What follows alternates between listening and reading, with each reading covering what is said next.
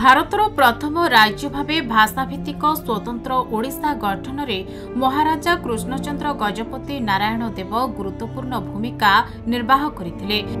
नव उत्कल गठन हेला परे 1937 अप्रैल 1 तारिख रे से ओडिशार प्रथम प्रधानमंत्री भावे गुरुदायित्व वहन करथिले। परे 1941 मसीहा नवेम्बर मास ठारू 1944 मसीहा जून मास पर्यंत प्रधानमंत्री भावे नारी शिक्षार उन्नति, उत्कल विश्वविद्यालय स्थापना, पूर्णांग स्वतंत्र ओडिशा गठन, ओडिया भाषार प्रचार प्रसार, कृषि, स्वास्थ्य और शिल्पर विकास पाई विविध बलिष्ठ पदक्षेप ग्रहण करथिले। से नव उत्कलर अन्यतम निर्माता थिले। वर्तमान भाषा और संस्कृति सह महाराजा कृष्णचंद्र गजपति स्मृति एवं अवदान निजर परिचय खोजिबा स्थिति रे रहिछि। विगत सरकार महाराजा कृष्णचंद्र गजपति प्रति अणदेखा जोगु एभली स्थिति होइछि। एथिपाई पूर्व सरकारक आंतरिकता अभाव को दायी करिसंती जिलावासी। पाराला महाराजा श्री कृष्णचंद्र गजपति नेतृत्व में आज आम स्वतंत्र ओडिशा प्रदेश पाइछे। एणु मु राज्य सरकार निकट में दाबी जनाऊँगी जो पाराला महाराजा ओडिशा प्रदेश गठन करथिले आ नाम रे पाराला ओडिशा रे कौन प्रकार योजना नाही। आ दीर्घ 24 वर्ष आम गोटे सरकार देखिले से पाराला महाराजा को यथेष्ट सम्मान देलेनी कि ना कौन योजना कलेनी। मोर जेहेतु नुआ सरकार ओडिशा रे आसीछि मोर यथेष्ट आशा विश्वास अच्छी मोहन सरकार उपरे, डबल इंजिन सरकार उपरे निश्चित रूपे पाराला महाराजा को से मन पकाइबे आ पाराला महाराजा नाम रे किछि नूतन योजना आरंभ करिवे बोली मोर आशा और दृढ़ विश्वास अच्छी। एने विधानसभा रे पाराला विधायक रूपेश पाणिग्राही मध्य दाबी करिसंती जे नव उत्कलर निर्माता महाराज कृष्णचंद्र गजपति नाम रे गोटे योजना हो जा फल समस्त मन रे महाराजा कृष्णचंद्र गजपति नाम रे गोटे योजना हेउ कारण विभिन्न महापुरुषों नाम रे विभिन्न योजना होइछि। मात्र पाराला महाराजा कृष्णचंद्र गजपति नाम रे आज पर्यंत कौनसी योजना हेउ नाही। तेणु गोटे योजना करबा पई गजपति जिला बासिंदा पक्षरु दाबी करिसंती।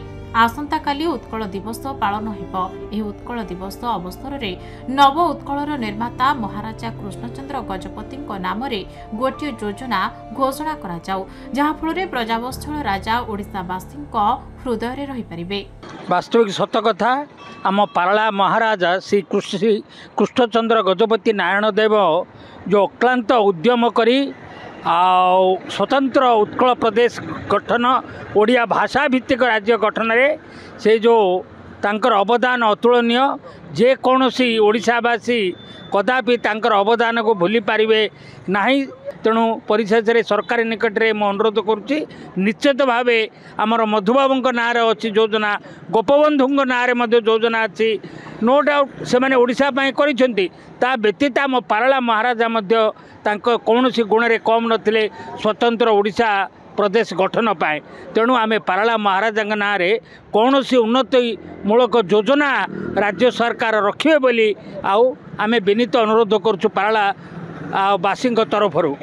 देखु जिलावासी तरफर मु साधारण नागरिक हिसाब रे किंबा संगठन परिचालक हिसाब रे मु गोटे जिनस राज्य सरकार एवं जिला प्रशासन पाखरे अनुरोध करबी जो माटी वीर माटी जो वीर माने प्रगाढ़ चेष्टा सहित जो वीर पुरुष से ही समय आंदोलन करी ओडिशार एकत्रीकरण पर जो आंदोलन होता जो महामुनिषी मान थे सहित मिसी से गोल टेबुल बैठक रे से उपस्थित रही से ओडिशा गठन भाषा भित्तिक राष्ट्र गठन करिवार जो मूल मंत्र ग्रहण करते से महाराजा कृष्णचंद्र गजपति माटी ये अंचल यही कथा को चिंता करी विगत दिन मानक गोटे सरकार थिले स्वर्गत विजय पट्टनायक सी से ओडिशा राज्यर मान्यता सहित या गजपति जिला को राजा नाम नामित करदे सत किंतु परवर्ती समय महाराजा प्रति आ कौन सरकार जो मैंने आसी कि परवर्ती समय पूर्वर कि जो सरकार थे महाराजा प्रति सेतटा